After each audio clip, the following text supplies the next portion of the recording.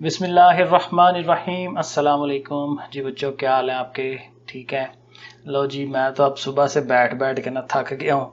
लेकिन अब आप लोगों ने कहा कि एजुकेशन का हमें कुछ मिल नहीं रहा, तो मुझे भी नहीं था मिल रहा, लेकिन मैंने फिर अब हिम्मत मारी। घंटा दो घंटे हो गए हैं मैंने निशान लगा लगा के कि कौन सा सवाल करना चाहिए और कौन सा नहीं। तो ये मैंने कुछ क्वेश्चंस निकाले हैं इसमें से, शार्ट सवाल, और इसको मैं थोड़ा डिटेल में आपको बताऊंगा ताकि आपकी तैयारी ज़्यादा बेहतर हो सके। क्योंकि जितनी मालूमात होगी ना आपके पास, उतना ही आप एमसीक्यू भी कर पाओगे, शार्ट सवाल भी कर पाओगे और लॉन्ग जो भी है वो भी अटेम्प्ट कर पाओगे। तो ये जो 6वां चैप्टर है ये ज़रा देखते हैं। इसमें एक तो ज़ाहिर है ये शुरू वाला टॉपिक नहीं है, ठीक है। फिर ये जो तलीमी मकासद तलीम था ये भी नहीं था। तो इससे नीचे चलते हैं। कहाँ से शुरू होना था? इधर से, ठीक है, इधर से है 6वां चैप्टर आपका। अब यहाँ पे देखें, जब आपने इसको पढ़ना है, समझना है, सवाल रेडी करने हैं ना, तो इसमें देखें सबसे पहले ये आपके पास ये बहुत इंपॉर्टेंट टॉपिक है, तलीम की इकसाम। अब यहाँ पे ये शार्ट क्वेश्चन बना सकता है कि पाकिस्तान में तालीम की दो बड़ी किस्में कौन कौन सी हैं, या सिंपल कह सकता है कि तालीम की दो बड़ी किस्में कौन सी हैं, ठीक है। तो उसमें हम क्या कहेंगे? पेशा वाराना तालीम और आम तालीम। तो ये एक आपका शार्ट क्वेश्चन बड़े आराम से बन जाता है, ठीक है। या इसको एमसीक्यू में भी वो डाल सकता है। अब ये जो पेशा वाराना तालीम है ये बहुत ही ज़्यादा अहम है। इसके मुतल्लिक मुझे लगता है कि कुछ ना कुछ ज़रूर पेपर में आ जाना है।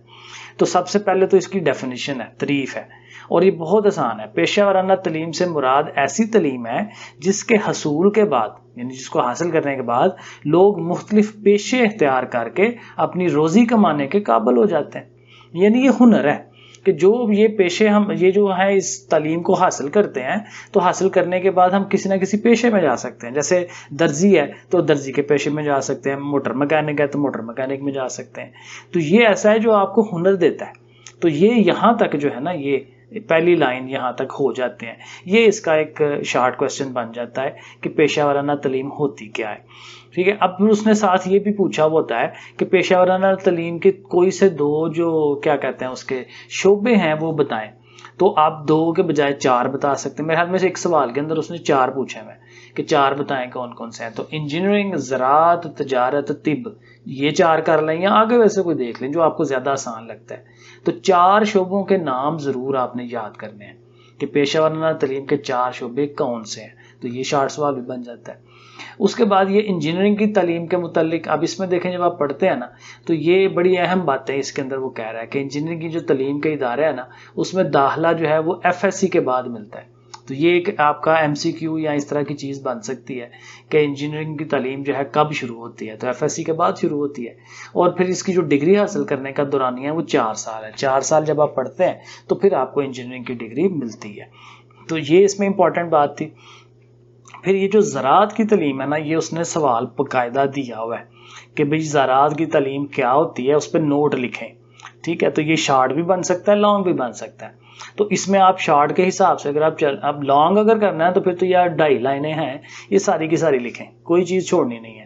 लेकिन शॉर्ट करना है कि बताना है कि ज़राअत की तालीम क्या होती है, तो आप ये लिखें, पाकिस्तान बुनियादी तौर पर एक ज़रई मुल्क है। उसके बाद यहाँ आ जाएँ कि फ़सलों की काश्त और खेती बाड़ी बहुत पुराने तरीक़ों से हो रही थी, और हुकूमत ने, फिर उसके बाद यहाँ आ जाए, हुकूमत ने ज़राअत की तरक्की के लिए मुख्तलिफ सतह पर इदारे और यूनिवर्सिटियाँ कायम कर दी हैं। तो ये 3 लाइनें आप लिखेंगे जो मैंने अंडरलाइन की हैं, तो ये आपका शॉर्ट बन जाएगा, ठीक है। फिर मेडिकल की तालीम के मुतालिक भी उसने एक सवाल पूछा हुआ है, लॉन्ग सवाल, कि इस पे 5 सतरें बताएं। तो ये 5 की 5 सतरें हैं।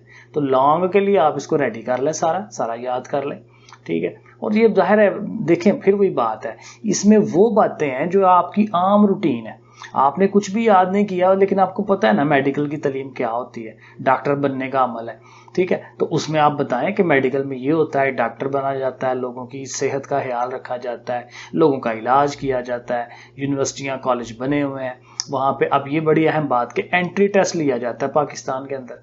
ये आपको भी पता है कि 12वीं के बाद जो है बच्चे जिन्होंने बायो पढ़ी होती है वो एंट्री टेस्ट देते हैं, और एंट्री टेस्ट इंजीनियरिंग में भी ऐसे ही होता है। तो एंट्री टेस्ट देने के बाद इसमें एडमिशन मिलता है एफएससी करने के बाद। तो ये 4-5 बातें तो बंदे को वैसे जुबान याद होती हैं, ये भी लिखी जा सकती हैं, ठीक है। देखिए सबसे अहम बात ये होती है कि जब आप पेपर देते हो ना, पूरा रिलैक्स होकर लिखा करें उस टाइम, तो इंशाल्लाह आप बड़ा अच्छा लिख सकते हैं, सही है। फिर ये कानून की तालीम के मुतालिक अगर डेफिनेशन पूछता है तो ये आप ये पहले शुरू की 2 लाइनें आप देख सकते हैं ठीक है, ये आप लिख सकते हैं यहाँ तक। अच्छा, फिर अब बाकी तो ज़ाहिर है ये कोई इतना ख़ास चीज़ें नहीं है, तो इसमें से कोई सवाल भी नहीं था बन रहा, और उसने जो पीछे एक्सरसाइज में दिए हैं वो भी नहीं थे। ये सवाल उसने एक्सरसाइज में दिया हुआ है, और ये भी अच्छा सवाल है, कंप्यूटर और इंफॉर्मेशन टेक्नोलॉजी की तारीफ, और इसमें भी ये लॉन्ग सवाल उसने कहा हुआ है कि भाई ये क्या होती है, इसको एक्सप्लेन करो। ठीक है, तो ये जाहिर है कि ये 4 लाइनें आप लिख लें। अब ये भी आसान है, देखें ना कंप्यूटर, आप कंप्यूटर देखें दुनिया में हर जगह छाया हुआ है। ठीक है, तो ये हमारी जो रसलो रसाइल, ये असल में उर्दू थोड़ी मुश्किल हो जाती है, रसलो रसाइल और ज़राए अबलाग इस हद तक तरक्की कर चुके हैं कि दुनिया सिमट कर रह गई है। कंप्यूटर और इंफॉर्मेशन टेक्नोलॉजी इस मैदान में बहुत अहम किरदार अदा कर रहे हैं। इनकी बदौलत ज़िंदगी के हर शुबे में बड़ी तेज़ी से तब्दीलियां आ रही हैं। कंप्यूटर और इंफॉर्मेशन नए अलूम हैं, इनकी बहुत मांग है, कंप्यूटर जानने वाले बड़ी अच्छी रोज़ी कमा सकते हैं, एंड सो ऑन। तो ये 4-5 लाइनें इसकी लिख दें। ठीक है, अब उसके बाद ये शार्ट सवाल बनता है, बहुत अहम शार्ट सवाल है, आम तलीम से क्या मुराद है? तो हम कहेंगे आम तलीम से मुराद ऐसी तालीम है जिसका एहतमाम स्कूलों, कॉलेजों और दूसरे इदारों में किया जाता है, लेकिन ऐसी तालीम, ये बड़ी अहम बात, लेकिन ऐसी तालीम हासिल करने के बाद कोई शख्स किसी शोबे का माहिर नहीं बनता। अब यही फ़र्क है इसमें और पेशा वराना तालीम में, और ये सवाल उसने दिया हुआ है। ये बड़ा अहम जो है, इसका लॉन्ग सवाल बन सकता है कि पेशा वराना तालीम और आम तालीम में फ़र्क बताएं। तो पेशा वराना की जब ऊपर से हम तारीफ लिखेंगे तो हम कहेंगे ना कि ये ऐसी तालीम है कि जिसको हासिल करने के बाद आप कोई पेशा इख्तियार करके अपनी रोज़ी कमाने के काबिल हो जाते हैं। लेकिन आम तालीम जो है, इसमें क्या होता है कि स्कूलों कॉलेजों में ये मिलती है, लेकिन इसमें आप हासिल करके किसी शोबे के माहिर नहीं बनते। ठीक है, तो इस तरह से लॉन्ग भी बन जाता है, 2 डेफिनेशन भी बन जाती हैं। सही है, अब इसमें मोटी मोटी चीज़ें आपने ये देखनी है साथ साथ, क्योंकि ये पूरा बड़ा पैराग्राफ है। तो इसमें आप ये कह सकते हैं, ये देखें, ये बड़ी अहम चीज़ है, अमेरिका में ये जो सानवी सतह है 12वें दर्जे तक होती है, 12वीं क्लास तक उनकी सानवी सतह है, लेकिन हमारी जो है ये इब्तदाई तालीम तक है, यानी 8वीं क्लास तक होती है। और ये उसने आगे बताया है कि इब्तदाई तालीम 8वीं क्लास तक होती है। ये MCQs के लिए बड़ी अहम है बात।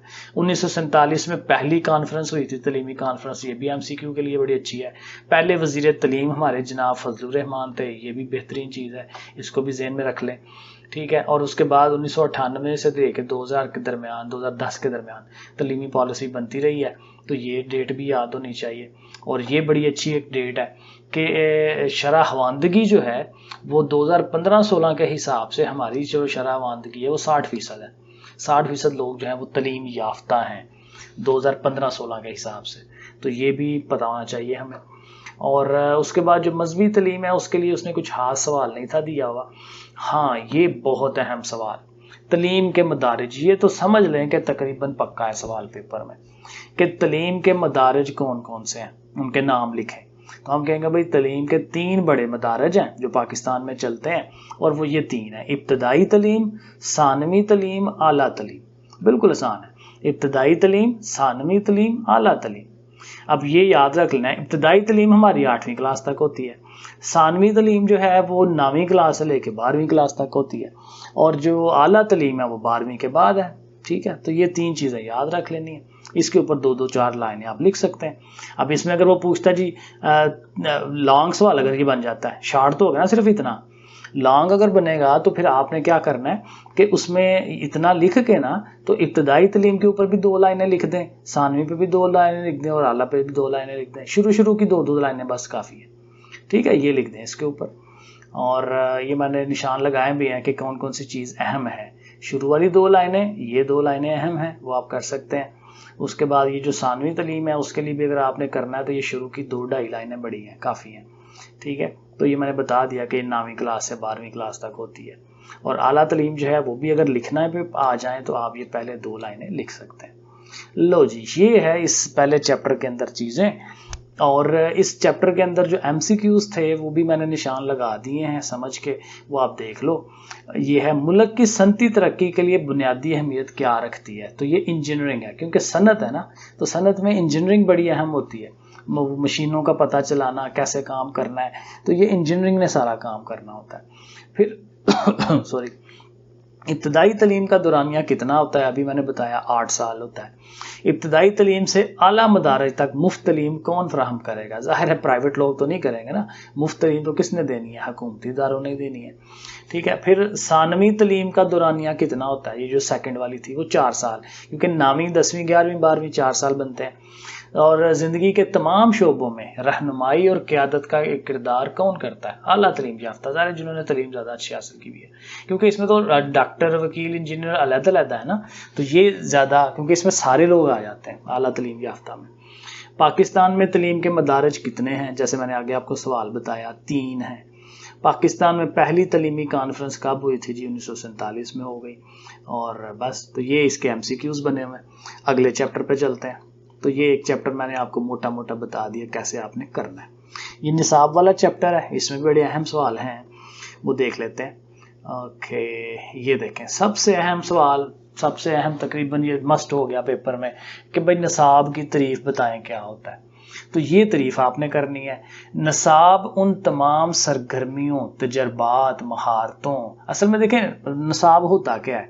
निसाब वो चीज़ें हैं जो आपको क्लासों में पढ़ाई जाती हैं, ठीक है ना, जो जिसके ऊपर आपकी किताबें बनी होती हैं, भाई ये चीज़ें बच्चों को पढ़ानी है।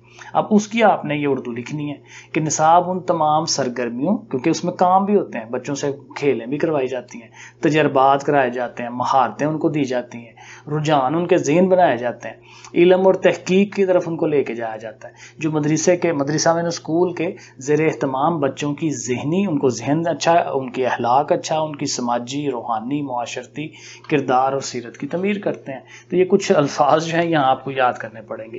ये बहुत अहम डेफिनेशन है, इसको याद कर लें, इसको लिख के देखें। फिर ये बहुत अहम सवाल, निसाब के अज्जा क्या क्या होते हैं? तो कहेंगे जी पाकिस्तान के अंदर जो हमने निसाब बनाया हुआ है ना, उसमें ये 4 मोटे मोटी चीज़ें हैं। सबसे पहले मकासद निसाब है। मकसद क्या है? पहले हम ये सोचते हैं कि हम करना क्या चाहते हैं, बच्चों में क्या चीज़ लाना चाह रहे हैं। नंबर 2 तदरीसी मवाद के, हमने जो पढ़ाना है वो क्या चीज़ है, कौन सी बुक्स पढ़ानी है। फिर नंबर 3 तदरीस हिकमत अमली के, हम जो पढ़ाएंगे वो किस तरह से पढ़ाएंगे लोगों को, बच्चों को। और फिर जायज़ा होता है कि जो पढ़ा लिया है वो बच्चों को आया भी है कि नहीं, उनके टेस्ट लेने। ठीक है, तो ये 4 चीज़ें। अब देखें, जैसे मैंने आपको मोटा मोटा बता दिया है, तो इन्हीं के ऊपर 2-2 लाइनें आप लिख सकते हो ना, अगर आपने याद नहीं भी किया हुआ। तो मकासद निसाब आपके आप ज़हन में होना चाहिए कि मकसद क्या है, मतलब हमारा जो पढ़ाने का मकसद क्या है, ये चीज़ें। तो ये इस तरह से आप मोटा मोटा लिख सकते हैं। अब ये जो चारों हैं ना, ये वाले चारों, इस पे लॉन्ग बन सकता है, ये तो शॉर्ट बना हुआ है ना, तो लॉन्ग ये हो सकता है कि इन सब के ऊपर नोट बनाएं। तो मकासद निसाब जो है उसकी तारीफ भी आ सकती है। ठीक है, तलीमी मकासद का तयन हुकूमत अपनी, हाँ ये सवाल है उसके एक्सरसाइज में, ये सवाल है कि तलीमी मकासद का तयन कौन करता है? तो हम कहेंगे हुकूमत करती है, अपनी कौमी पॉलिसी के ज़रिए करती है, और जिस किस्म का मुआशरा और उसकी किरदार होंगी उसी किस्म के मकासद तलीम होंगे। मुआशरा जिस तरह का होगा उसी तरह के हमारे मकसद होते हैं। तो बहरहाल ये सवाल उसने एक्सरसाइज में दिया हुआ है कि तलीमी मकासद का तयन कौन करता है, तो ये हम याद करेंगे। फिर ये एक शार्ट सवाल बनता है, ये है क्या कि मुआशरे में तब्दीलियों के साथ साथ मकासद में भी तब्दीलियाँ। हाँ, ये उसने सवाल ये पूछा हुआ था कि मकासद में तब्दीलियाँ कैसे रूनुमा होती हैं और उसकी वजह से फिर मजमून कैसे तब्दील होते हैं। तो वो कहता है ये असल बात है, मुआशरे में तब्दीली की वजह से हमारे जो मकसद हैं वो भी तब्दील हो जाते हैं, और मकसद की जो तब्दीलियाँ हैं उससे फिर मजमून में तब्दीलियाँ आ जाती हैं। अब देखें ना, अभी हमने क्लास 1 से लेकर क्लास 5 तक सिंगल नेशनल करिकुलम के नाम पे नया सिलेबस दिया है, नया निसाब दिया है, तो उसमें यही सब कुछ जो है वो मद्देनज़र रखा है। मकसद क्या है कि हमारा जो पुराना निसाब था इतना वो खराब हो गया हुआ है, हमें नया लाना पड़ा है। ठीक हो गया। तदरीसी मवाद, टीचिंग मटीरियल, ठीक है, किससे पढ़ाना है। अब ये ज़ाहिर है वही किताबें हैं, इसमें से कोई सवाल निकलता नहीं था। ठीक है, तो ये 2 लाइनें आप खुद से लिखें इसके ऊपर। तदरीसी हिकमत अमली, कि हमने पढ़ाना कैसे है, लेक्चर देना है या बच्चों से सरगर्मियाँ करवाना है, कैसे पढ़ाना है, पढ़ाने का तरीक़ाकार क्या होना चाहिए। ठीक है, या बच्चों ने खड़े होकर पढ़ना है या उस्ताद ने लेक्चर देना है या उनसे कोई तजर्बे करवा के करना है ना, ये तरीका होता है पढ़ाने के, मुख्तलिफ तरीके होते हैं। तो इसमें से भी सवाल वैसे कोई नहीं सा निकल रहा। और जायज़ा फिर वही मैंने कहा, जैसे कि उसमें एंड में जो टेस्ट लिए जाते हैं, बच्चों को परखा जाता है कि बच्चों को आया क्या है, जो हमने सारा साल या 6 महीने या एक माह जो पढ़ाया है वो बच्चों को कितनी समझ आई है, बच्चे कितना कर पा रहे हैं, जो तजर्बे हमने उनको करवाए हैं उससे वो कितना सीख चुके हैं। ठीक है, ये जायज़ा होता है। तो इसमें से भी सवाल कोई नहीं था बना, शार्ट सवाल नहीं था बना, और ये तो वैसे ही वो उनके रिलेशनशिप को काट दिया हुआ है। ओके, यहाँ पे ये मोटी मोटी चीज़ें आती हैं। पाकिस्तान में जो निसाब की तैयारी है, इसमें ये जो लाइन मैंने अंडरलाइन की है ना, ये बड़ी अहम है। कहते हैं 18वीं जो आईनी तरमीम है ना, उसके बाद निसाब साजी का इख्तियार सूबों को दे दिया।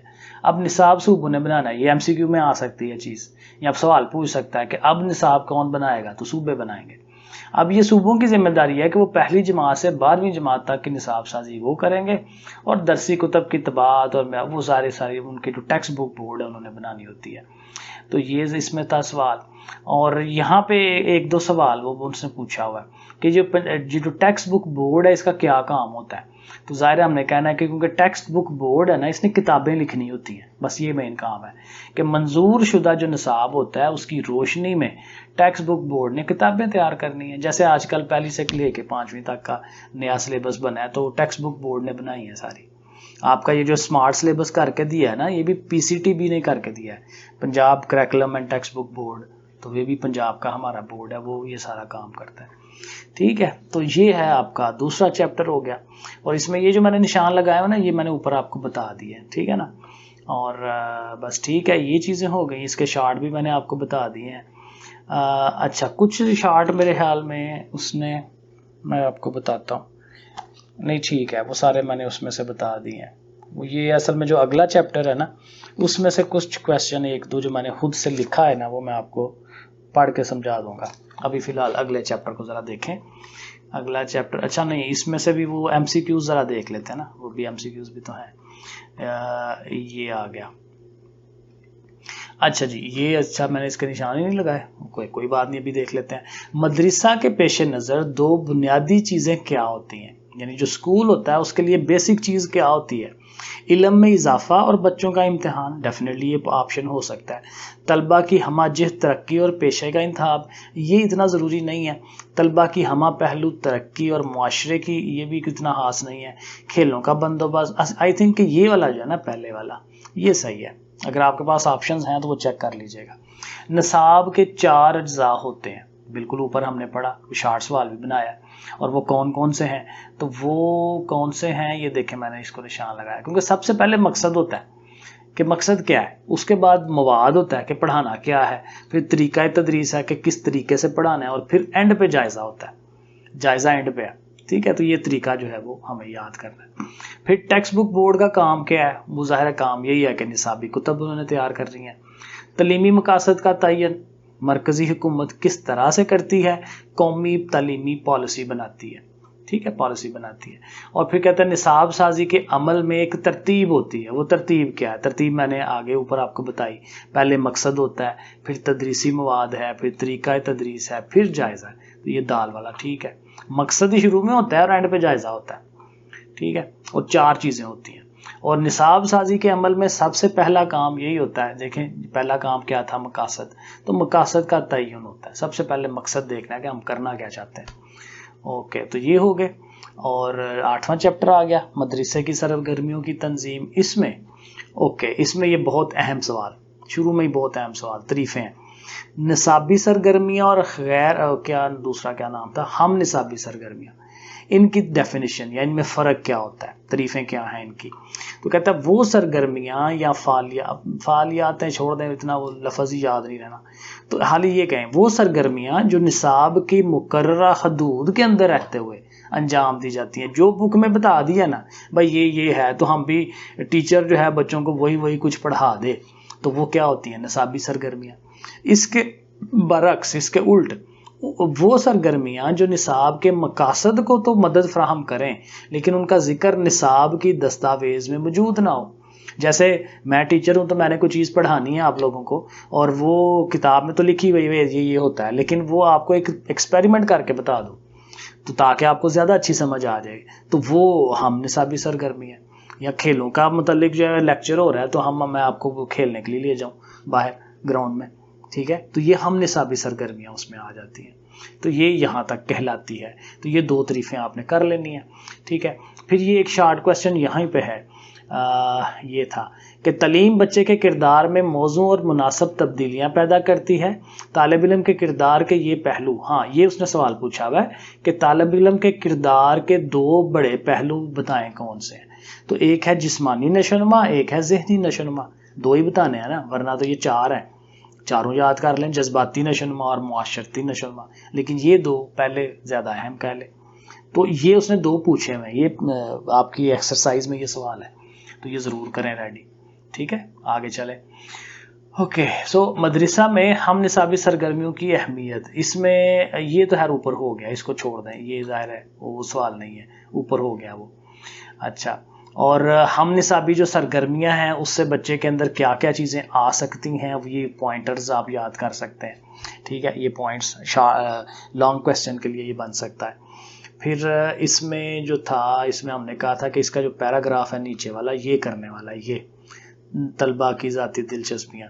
अब यहाँ उसने एक सवाल पूछा हुआ था, ये मैंने कहीं लिखा था शायद, हाँ उसने ये पूछा हुआ था कि तलबा के इनफरादी मशागिल जो हैं, अब ये इनफरादी मशागिल की यहाँ उसने बात तो की है, लेकिन किसी मशगले, ये जो देखे ना तलबा के मशागिल, ठीक है, हॉबीज़ जो होती हैं बच्चों की, तो वो कहता है कि वो बताएं कि कौन सी हैं, वो 4 उसको कहता है कि वो हमें बताएं। अब यहाँ कोई नहीं उसने बताया हुआ बुक के अंदर, तो हमने फिर खुद से बनाना है। अब जो कि ये मशागिल होते हैं, हॉबीज़ होती हैं, तो हॉबीज़ में जैसे वो स्टैम्प कलेक्टिंग है, ठीक है, किताबें पढ़ना, कहानियों की किताबें पढ़ लेना, ठीक है, दोस्तों से मेल जोल करना, मालूमात इकट्ठी करना, ये 4 पॉइंट्स बनाने हैं आपने, ठीक है। वो सिक्के जमा करना, ठीक है, वो समंदर के किनारे जाके मछलियों के वो सीपियाँ जमा करना, ठीक है, कुछ भी, कोई भी चीज़ जो कोई बंदा मशगला रख सकता है ना, ठीक है, मूवीज़ देखना, कुछ भी, कोई भी चीज़ हो सकती है। तो ये 4 पॉइंट आपने बताने हैं उनको, ठीक हो गया। तो एक तो ये उसने सवाल दिया हुआ है। फिर ये एक सवाल उसने लॉन्ग सवाल दिया हुआ है कि ये जो बच्चों की सरगर्मियाँ होती हैं, ये वाली क्या उसकी ज़ाती दिलचस्पी वाली, तो उससे बच्चे के अंदर क्या खसूसियात और औसाफ पैदा होते हैं, ये लॉन्ग क्वेश्चन है। तो उसमें आपने ये पॉइंट्स याद करने हैं, इनमें से देख लें 3-4 पॉइंट जो आपको आसान लगते हैं ना, ये इन पॉइंटों में से याद कर लें, ये लॉन्ग क्वेश्चन है आपका, ठीक है। फिर हाँ ये देखें, ये बड़ा अहम शॉर्ट सवाल है कि माहौल क्या होता है। तो माहौल की तारीफ उसने यहाँ दी हुई है, ये कहता है माहौल क्या है, यहाँ से तारीफ आ जाएगी, यहाँ से याद करेंगे। वो इर्द गिर्द के हालात, माहौल किसको कहते हैं, हमारे इर्द गिर्द जो चीज़ें हैं, तो वो इर्द गिर्द के हालात जो किसी वाक़या या सरगर्मी के चारों तरफ मौजूद हों, इर्द गिर्द मौजूद हों। हमारा वाक़या ये है कि हम स्कूल में पढ़ रहे हैं, क्लास में पढ़ रहे हैं, तो हमारे इर्द गिर्द का माहौल क्या है, हमारे इर्द गिर्द कौन से बच्चे बैठे हुए हैं, पंखा लगा हुआ है कि नहीं है, क्लासरूम किस तरह का है, हवा किस तरह की है, ठीक है। तो ये सारी चीज़ें उस वाक़े के इर्द गिर्द चारों तरफ क्या है। तो ये जो हालात हैं वो जोग्राफियाई हो सकते हैं, मुआशरती, मुआशी, इंसानी, सकाफती और सहूलियात पर मबनी होते हैं। यहाँ तक ये 1.5 लाइन जो है ना, ये माहौल की डेफिनेशन आ जाएगी, ठीक हो गया। और फिर माहौल कहता है कि कितनी तरह का हो सकता है, ये भी शार्ट सवाल है। माहौल 2 तरह का होता है, यानी मदरसे का अंदरूनी माहौल और मदरसे का बैरूनी माहौल। ये शार्ट सवाल कि माहौल जो है वो मदरसे का माहौल कितनी तरह का होता है, 2 तरह का। कौन सा होता है, अंदरूनी माहौल, बैरूनी माहौल। अब अंदरूनी की अलग डेफिनेशन हो जाएगी, बैरूनी की अलग।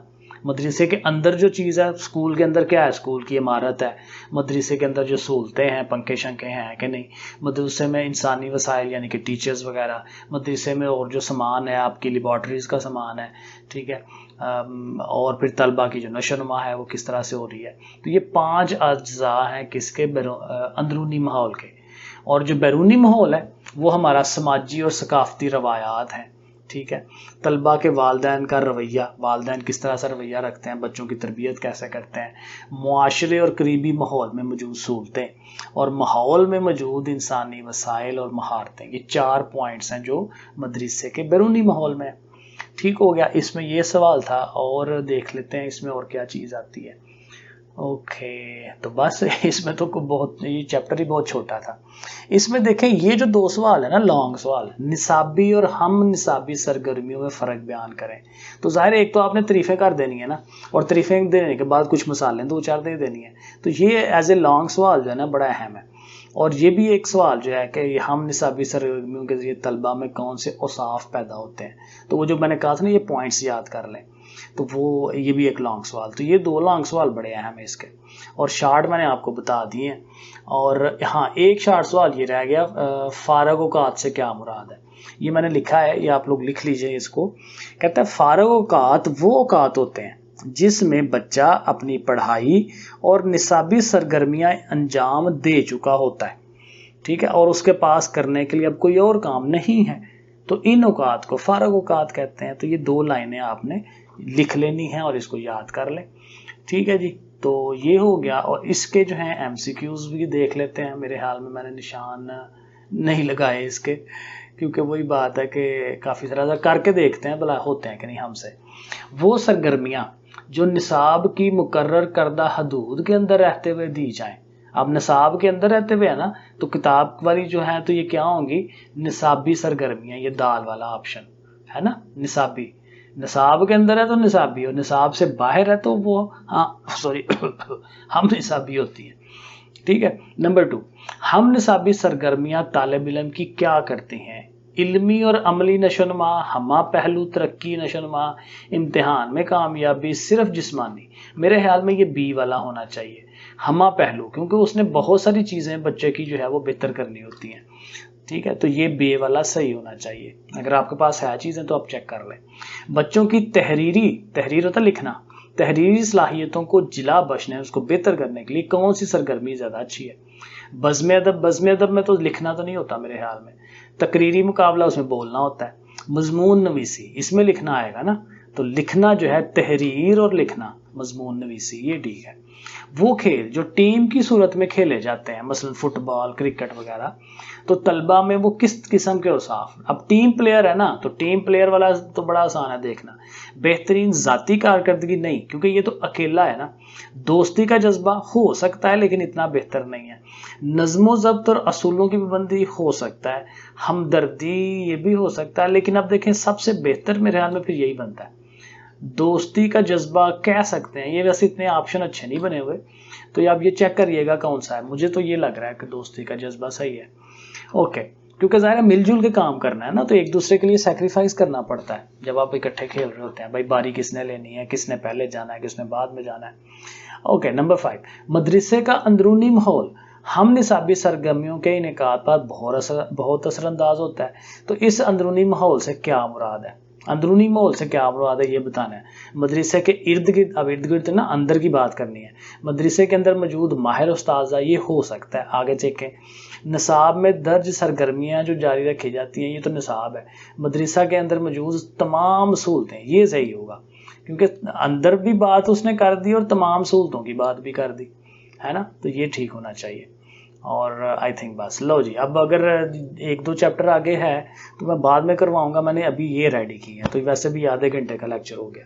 तो ये 3 चैप्टर ज़रा करें तैयार, इसमें काफ़ी सारा मटेरियल हो जाएगा। अच्छी तरह से इसे रेडी करें, समझें और लिखा करें, याद करके लिखें ज़रूर, लिखने से ज़्यादा अच्छा होगा। ओके बच्चों, फिर अल्लाह हाफ़िज़।